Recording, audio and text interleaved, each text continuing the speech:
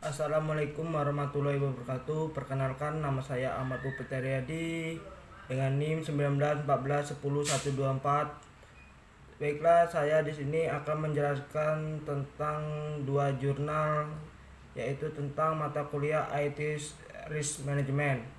Yang pertama yaitu analisis faktor risiko kecelakaan kerja pada petani penyadap pohon aren atau Arenga penita menggunakan metode Hazard Initiative Risk Assessment and Risk Control. Saya sini akan menjelaskan tentang proses berjalanan pada objek peneliti, yaitu analisis faktor risiko kecelakaan kerja pada petani penyadap pohon aren atau Arenga penita menggunakan metode Henry Stephen Risk Assessment and Risk Control.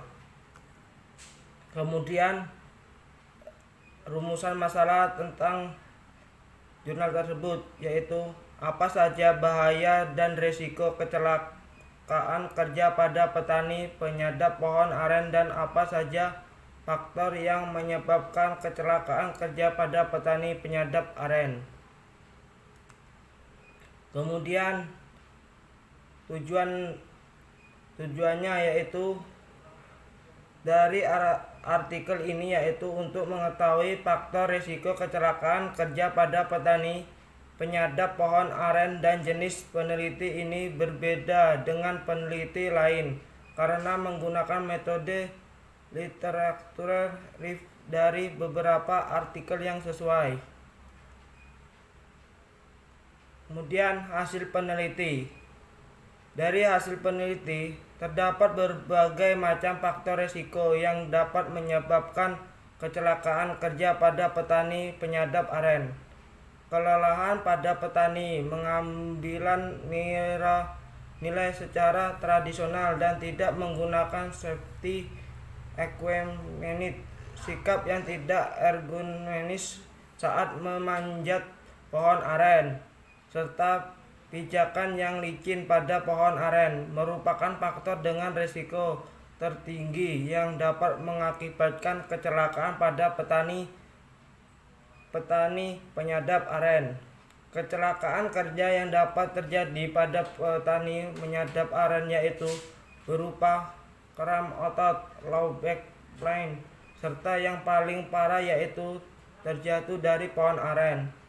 Pembatasan jam kerja dalam pemanjatan pohon aren, menggunakan alat pelindung dari saat memanjat, mengubah sikap dan posisi menjadi lebih ergonomis saat bekerja dan tidak bekerja saat kondisi cuaca tidak mendukung, diharapkan dapat membantu minimalisir serta mengurangi faktor risiko kecelakaan kerja yang dapat terjadi pada petani penyadap aren. Yang kedua yaitu artikel tentang nilai perusahaan akibat pelaksanaan aktivitas risk management. Proses berjalannya pada objek peneliti. Nilai perusahaan akibat pelaksanaan aktivitas risk management. Rumusan masalah. Adapun rumusan masalah bagaimana nilai perusahaan akibat pelaksanaan enterprise risk management atau ERM. Setelah data diuraikan, selanjutnya ditetapkan kesimpulan yang merupakan hasil jawaban dari rumusan masalah yang telah dirumuskan Mirzaik dan Prokwock 2017. Mengemukakan definisi peneliti. Keputusan merupakan peneliti dengan mengumpulkan informasi dan data dengan buku, referensi, literatur ilmiah, referensi lain yang dianggap ilmiah. Tujuan. Adapun tujuan dari peneliti jurnal tersebut untuk menyajikan manfaat atau dampak kebijakan yang dilakukan perusahaan terkait ERM, terdapat nilai perusahaan serta untuk menjelaskan bahwa ERM bukan hanya berlaku bagi perusahaan finansial, namun di perusahaan non-finansial pun perlu ada kebijakan ERM berdasarkan data yang telah dikumpulkan. Kemudian hasil dari penelitian. Hasil dari penelitian jurnal tersebut berdasarkan data yang dikumpulkan menyatakan bahwa sebaiknya lembaga risk management dimiliki seluruh perusahaan. Dalam arti, perusahaan tidak bergantung kepada pemimpinan saja dalam mengatasi masalah.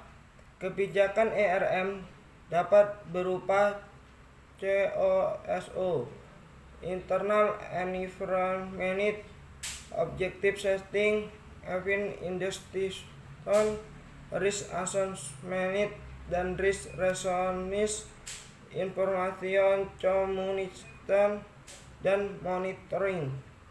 Septial Objective, Profitability, Financial Lever Gain from Risk and Risk.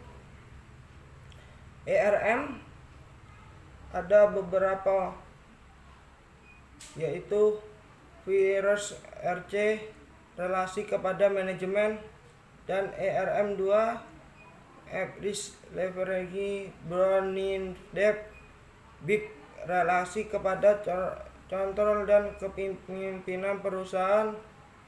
Kemudian risk leverage, loss revenue, premium, dan inflation, planning indiv, dan worth risk, nilai perusahaan yang dimaksud yakni risk box value, nilai perusahaan diukur dengan return on sum dan return on equity. Sekian penjelasan dari materi jurnal tersebut. Saya akhiri. Wassalamualaikum warahmatullahi wabarakatuh. Sekian, terima kasih.